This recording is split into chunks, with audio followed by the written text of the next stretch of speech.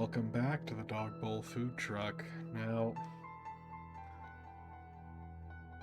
since basically last time we got stuck in a weird memory hole, which I really don't know what else to call it, a memory hallway, where Chase is running down through a phantom copy of his college and having all his interactions with Carl echoed back at him. I decided to walk down a little bit of a memory of my own. And so I have made some of my grandmother's sugar cookies. They are not dense, they have a nice crisp on the bottom, and are soft and fluffy on the inside, and they have a little bit of saltiness to them, so they're not too sweet. That and the frosting is nice and smooth and creamy.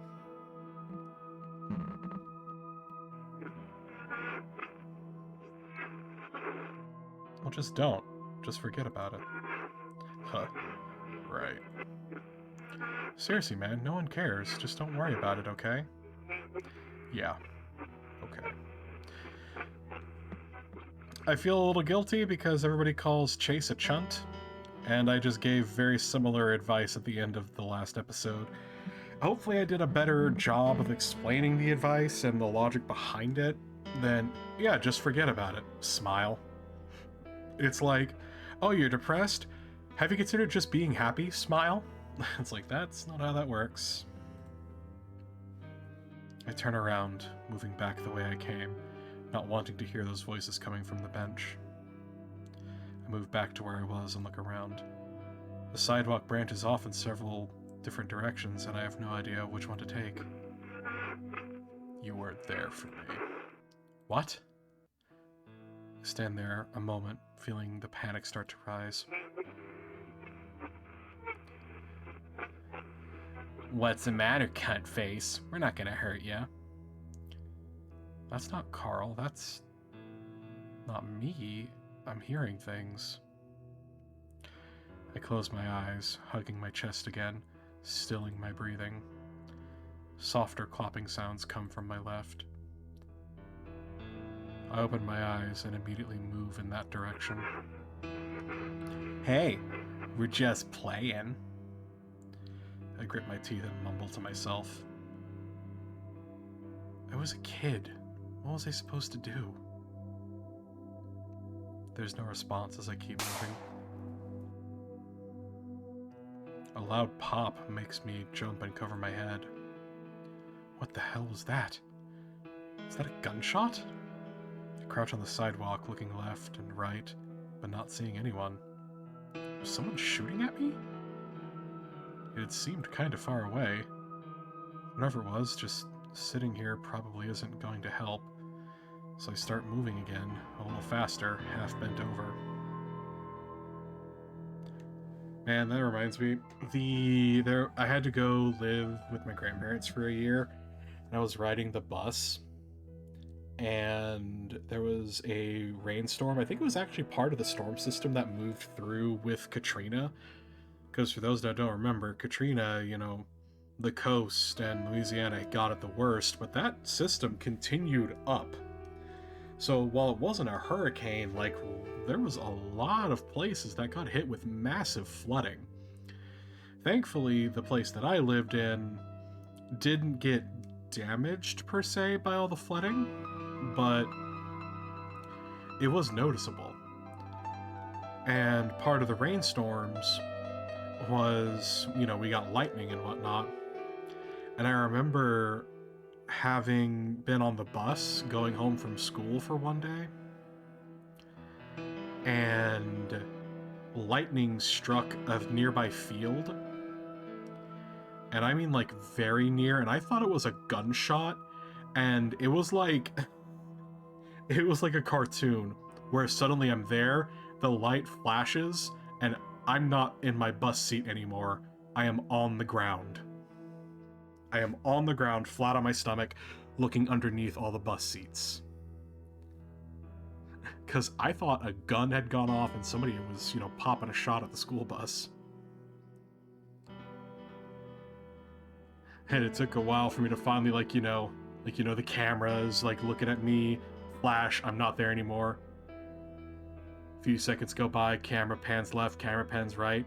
Slowly, my hand appears up on the bus seat, and my head rises up,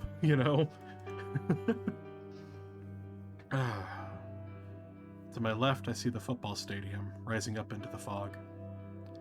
I'd gone there for a few games and a dance that they held on the field for homecoming. Dude, I'm not feeling very good. Want to go back and play something? Come on, I told you not to be like this. Can't really help it, man. Just tough it out another hour. Nah, man, I'm gonna head back. Alright then. Alright. Later. I keep going, whispering to myself, to Carl. Is that you, Carl? Can you actually hear me? No response. I keep going, listening for clops. When I hear them, I follow. After what seems like about 10 minutes, I come up to a smaller building, one that the path leads directly into. I slow my pace as I come up to it, staring at the door. I listen for a long while, but there aren't any more clops. I reach out and rest my hand on the handle and give a slight pull, expecting it to be locked, but it inches open smoothly. Staring for a while longer, I finally pull the door open and find our old dorm room. Like most things in this nightmare, it isn't exactly the same. Actually, it's probably about 3 times longer, like it's the interior of a stretch limo or something. And at the very end of it, I see Carl splayed out on one of the beds. It doesn't have a mattress in it, so he's just laying on the flat board. Slowly, I hobble over to him. He's staring up at the ceiling, and I'm kind of surprised to see a slight smile on his face. Hey, Carl? Carl looks over at me surprised. Whoa, hey dude, what's up? He laughs over the last few words. I stare at him. What? Are you okay? Actually, yeah, I kind of am. Are you sure? I move over to the opposite bed, my old bed. Yeah, for the first time all week, actually. I push myself up onto the bed, which is off the ground a good 3 feet more than it should than at the university. My feet dangle over the edge. Is your ankle okay? I told you to wait. I just needed a minute. I frown. Seriously? You just left me there in a place with smoke monsters. Carl grimaces. Yeah. Sorry about that. What happened? I slide around the bed to face the ram, noticing that, while they're tall, they're a lot shorter in length. What the fuck do you mean what happened, Chase? You're not the one who almost got knife murdered. Dude, Carl has very obviously an anxiety disorder of some kind. He has an anxiety disorder that he self-medicates with pot. And he just nearly got knife murdered by somebody who's been railing on against him this whole week.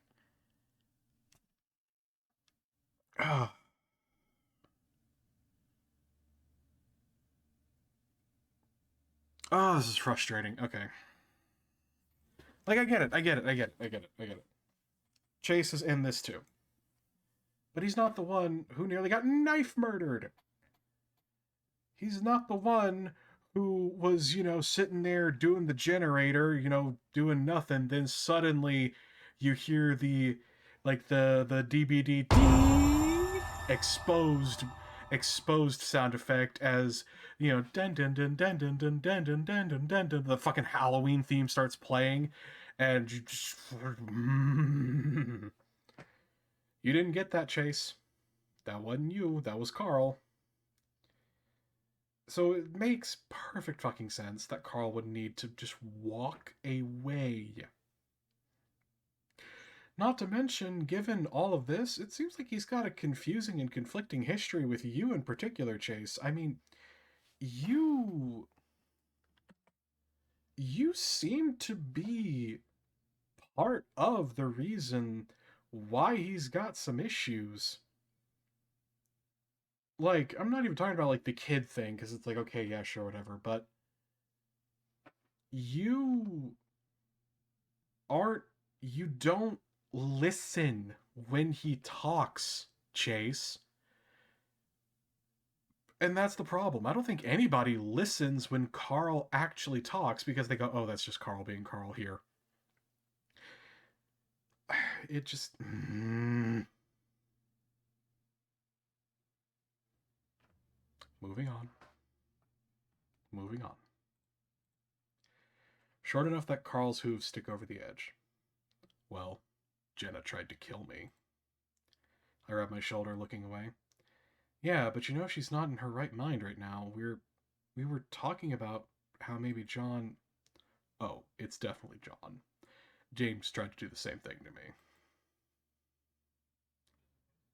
Yeah, I was gonna ask what it was like. Carl pokes at the wall above his head, tapping it with his finger. Well, he basically just told me that I needed to find some stuff out, keep lies from getting out, that he couldn't tell me why.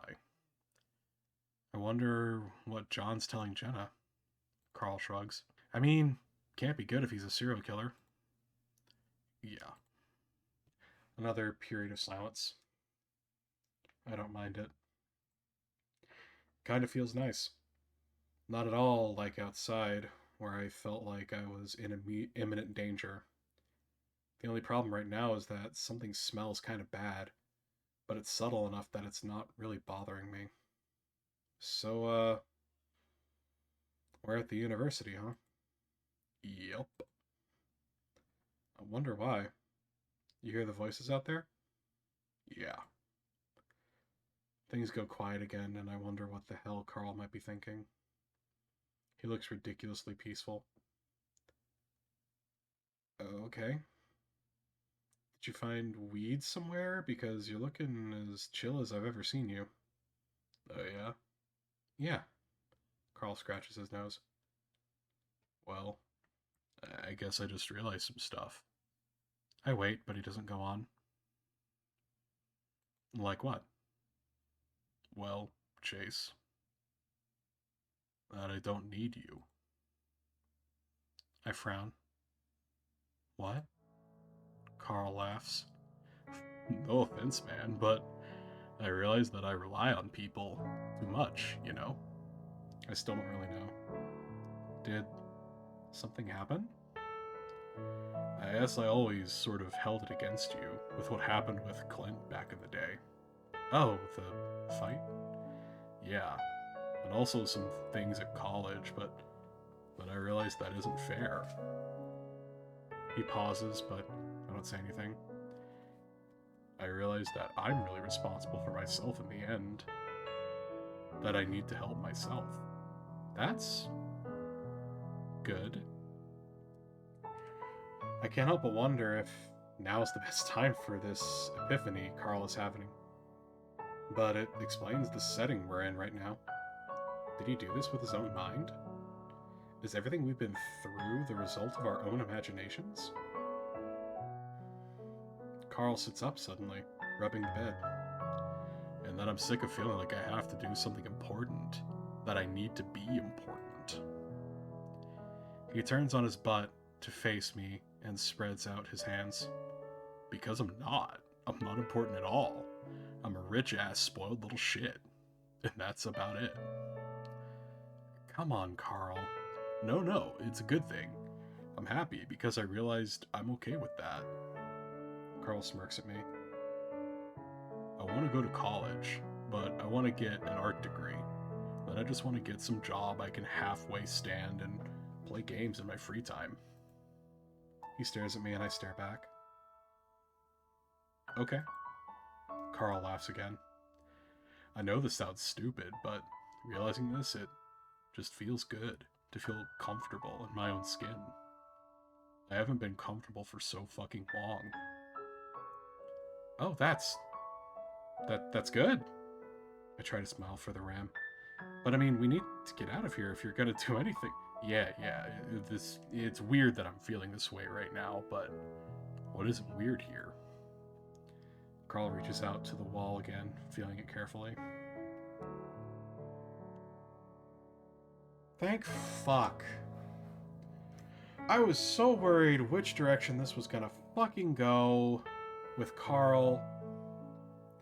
I'm so glad that he's doing this.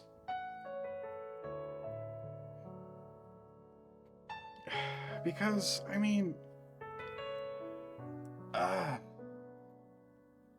again, I kept saying this. How many episodes ago did I say this? Carl needed guidance. He didn't need somebody to hold his fucking hand. He has the capacity to do everything he needs to do. You just need to... Everybody in his life needs to just stop making decisions for him. And see, look what happened. He finally became as isolated and as alone as he possibly could be, stuck in a swirling Silent Hill memoryscape of his own design. And he has the sudden realization that he has the power within himself to do what he fucking wants. Thank you. And let this be a lesson. Let this be a lesson. I don't care how old you are, if you're struggling in your life, if you feel like you ain't got no power, you have power. You have the capacity at any moment to grab life by the balls, lick your lips and go, I'm wanting some Rocky Mountain oysters right now, buddy. And do whatever the fuck you want. That's what I did. You know what happened? You know what fucking happened? For years, I was kicking myself. I was hating myself. I was hating every decision that I made in my life.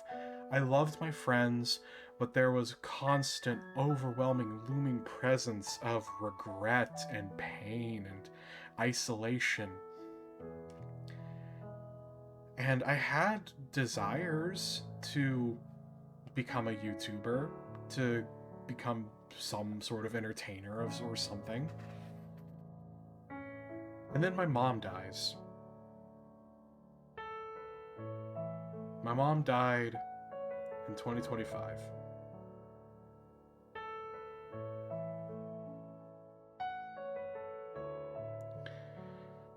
And something about that series of events, finding GPG, finding Mal's, finding,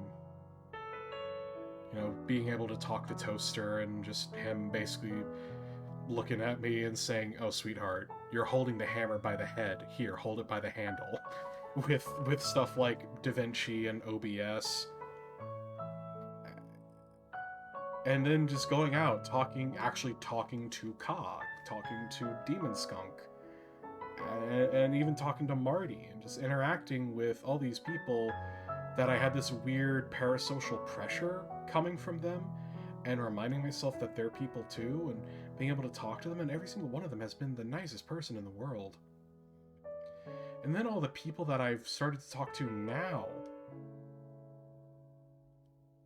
I've taken control of life again. Sure, I've still got problems. My room's a bit of a fucking mess, but I'm about to move, so who fucking cares?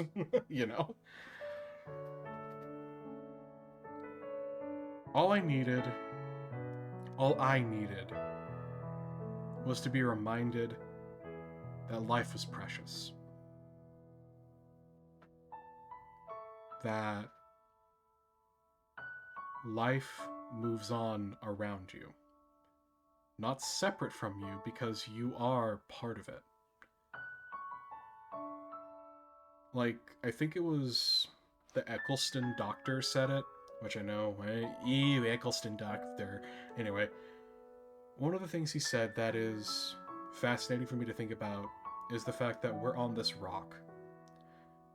We're on this rock that's spinning and it's careening through space around the largest, so large we can't possibly truly comprehend its size, atomic fireball. Careening through space in an endless orbit around this thing, and we're hurtling through space. And just here we are on this rock, clutching onto it for dear fucking life. And it's the scale of life in the universe. And it's coming to realize that this means that you get to be whatever you want. I know I'm kind of rambling into general positivity mushiness. Like kind of what happens when I want to cry sometimes. Because like another good example of positive messages that I want to send is actually from a Will I Am song I heard. And he says, "Why do we say the sky's the limit when there's footprints on the moon?" I mean, it's a, you know, I get the sentiment of the phrase, obviously, but that's a good point. The sky's not the limit anymore. We have people in space. We've been to the moon. We've launched probes. We've heard the radio signals, the natural radio signals coming from the poles of other planets. It's so big, so massive, and yet here you are. Just a person on the other end of a screen listening to me. And I'm sitting here on my end talking at a picture of a rather attractive ram.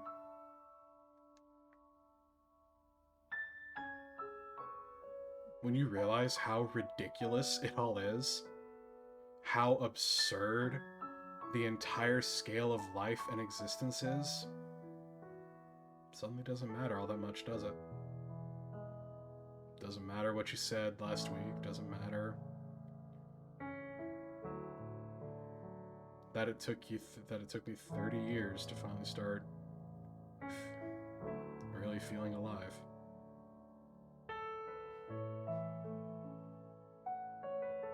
But hey, that's life. You're not apart from it. You're part of it.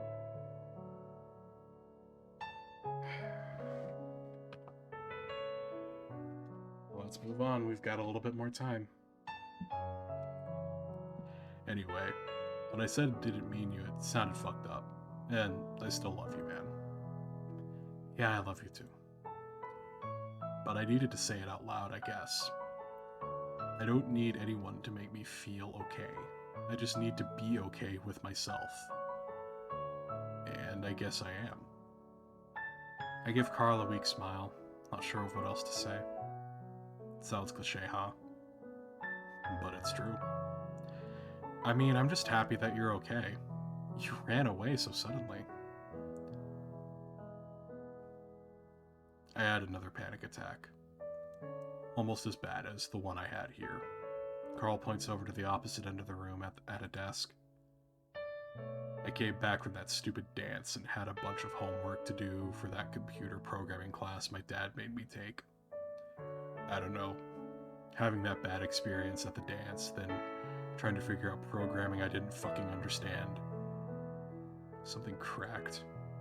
Carl looks over at me. When I got back home, things were worse than they'd ever been. The one time I dropped acid, I thought I killed you.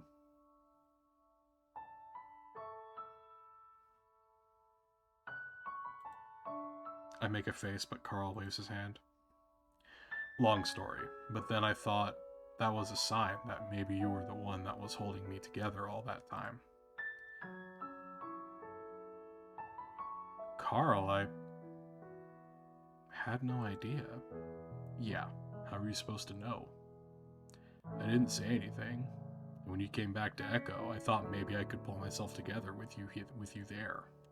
Carl grins. Then after this hellscape thing, in Jenna, I just got fed up with it, I guess. Carl shrugs. I don't know. They cracked again. But it's like I cracked back in place. I just feel okay now. That we're gonna get through this. I finally kind of chuckle too. I'm happy for you, I really am. Just wish we could actually get back to Echo. So you could feel better there. Carl taps his teeth loudly with his fingers and looks at me. Dude, I think we are. Huh? I look at him quizzically. Carl runs a hand over the bed again. I just realized something, looking at this place. Can you see it? I furrow my brows. See what? This place seem familiar at all? Because now I'm seeing something completely different. I squint. No, looks like the dorm, just a super long version of it. Carl smiles. Nah, man. We're in the diner. What? Because I can't go on, because as soon as I see the shape of the diner, the dorm room melts away like a mirage.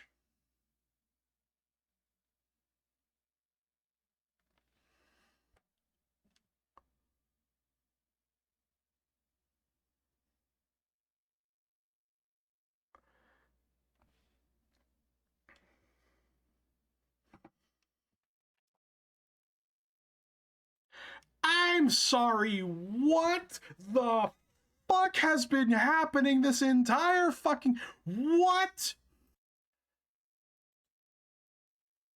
I'm.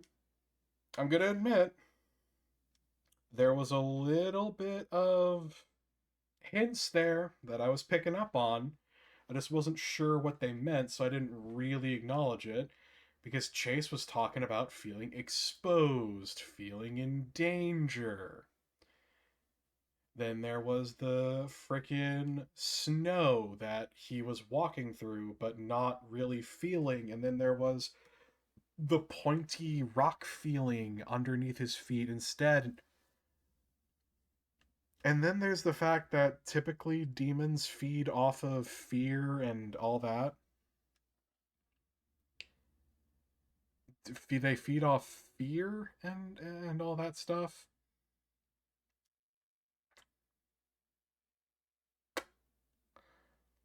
So once you achieve inner peace, there's nothing for the demon to feed off of.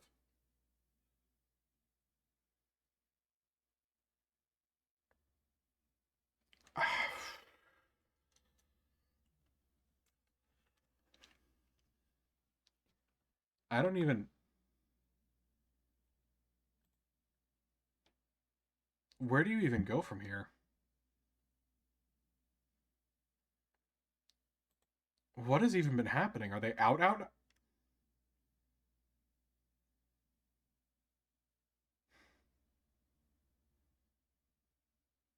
I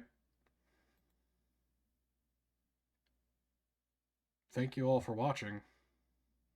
Have a good night, guys.